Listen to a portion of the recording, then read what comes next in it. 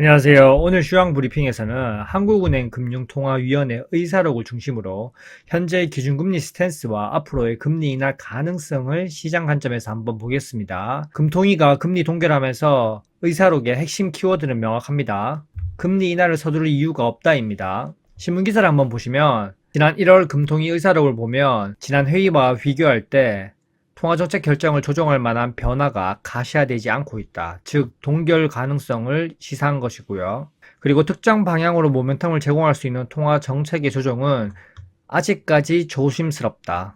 아직 기준금리 경로 방향 전환을 고려할 단계가 아니다. 대내외적 충격 변수가 발생하지 않는 한 금리 인하 시기와 폭은 지연 또는 축소가 불가피할 것. 즉 어떠한 충격이 있지 않고서는 기준금리 인하를 지속적으로 하지 않겠다는 말입니다. 현재 환율이 너무 고환율이기 때문에 고환율로 인해서 수입 물가 상승, 즉 내수 물가 상방 리스크도 우려하는 목소리가 크고요. 현재 환율을 내버려 두고 있기 때문에 높아진 환율로 인해서 물가 상방 리스크가 큰 상황에서 금리 인하까지 해버리면 더욱더 안 되는 상황이겠죠.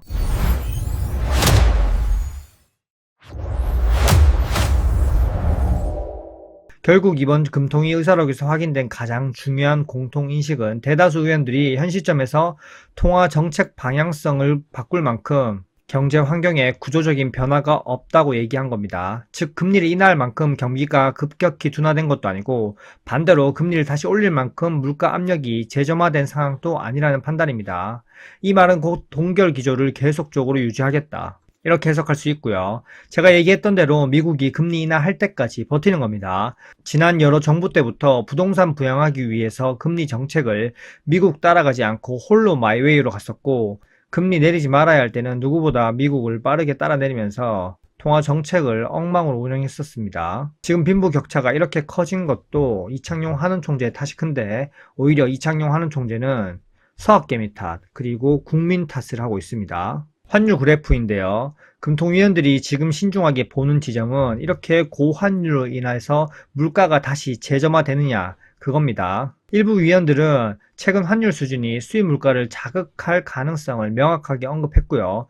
고환율이 계속적으로 지속될수록 소비자 물가 둔화 속도가 다시 늘어질 수 있다는 우려가 곳곳에서 드러납니다. 이런 상황이기 때문에 선제적으로 금리 인하는 오히려 정책 신뢰를 훼손시킬 수 있고 다시 또 1,500억 이상의 고환율을 만들 수 있다는 경계감이 작용하고 있는 겁니다. 그러면 경제지표가 이렇게 암울하냐? 또 수출입 동향을 보면 아닙니다. 금통위 내부에서 말한 것처럼 수출입 동향을 보면 경기 회복의 조짐은 있으나 회복 강도가 아직 제한적이라고 얘기하고 있습니다. 2026년 1월 수출입 동향을 보시면 정말 역대 최대 실적을 기록하고 있습니다. 1월 수출이 첫 600억 달러를 상회하고 8개월 연속 월 역대 최대 실적을 기록하고 있고요. 반도체가 역시 견인하고 있습니다. 2개월 연속 200억 달러 상회했고요. 수출이 전년 동월 대비 33%나 증가한 658억 달러, 수입은 11%가 증가한 571억 달러, 그리고 무역 수지는 87억 달러 흑자를 기록했습니다. 이렇게 수출 지표만 보면 정말 한국 경제가 개선되었다는 걸 알 수 있지만 내수와 고용, 민간 소비 회복이 확실하게 뒷받침되고 있지는 않은 것 같습니다. 즉 경기가 지금 나쁘다고 보기에는 이런 수출입 동향을 보기에는 애매하고요.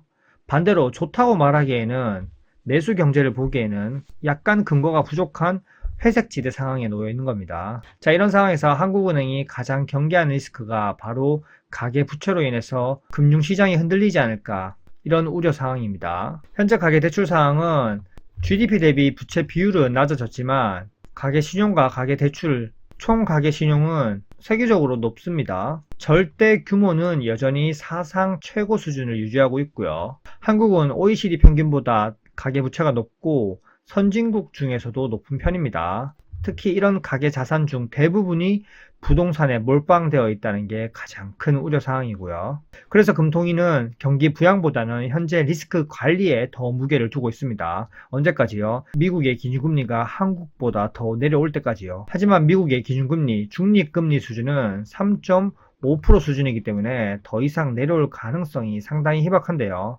하지만 올해 11월 미국의 중간선거가 있기 때문에 트럼프가 어떻게 정치적으로 압박해서 금리 인하를 가능하게 할지는 아무도 모릅니다.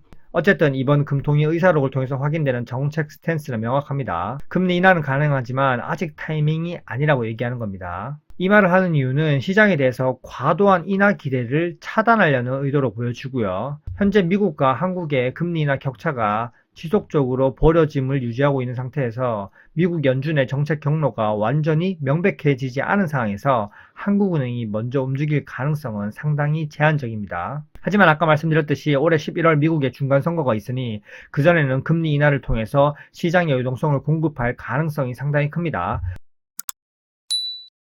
하지만 미국이 금리 인하를 한다고 해도 한국보다 내려오느냐? 그거는 아무도 알 수 없습니다.